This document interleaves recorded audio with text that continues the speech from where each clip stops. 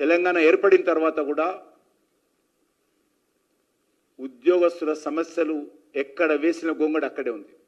అనేక రకాల హామీలు గతంలో బీఆర్ఎస్ పార్టీ హామీ ఇచ్చింది. అంతెందుకు ఎగ్జిబిషన్ గ్రౌండ్లో తెలంగాణ వ్యాప్తంగా పాత్రికేయ మిత్రులందరూ కూడా పిలిచి, నేను కూడా వేదిక మీద ఉన్నాను, నాది కూడా బాధ్యత ఉంటుంది. అనేక రకాల హామీలు ఇచ్చాం, కానీ ఏ వర్గానికి కూడా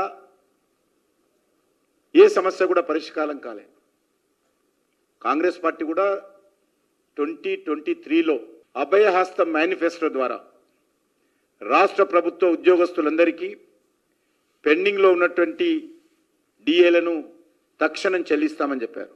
గతంలో ఉన్నటువంటి డిఏలకు అదనపు డిఏలు పెండింగ్లో చేరాయే తప్ప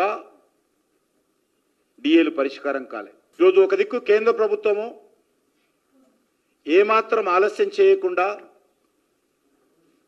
షెడ్యూల్ ప్రకారము ఉద్యోగస్తులకు సంబంధించినటువంటి పిఆర్సి కాన్స్టిట్యూట్ చేయడము, పిఆర్సి రికమెండేషన్స్ను ఆమోదించడము, కరువు భత్యాలు చెల్లించడము రెగ్యులర్గా జరుగుతూ ఉంది.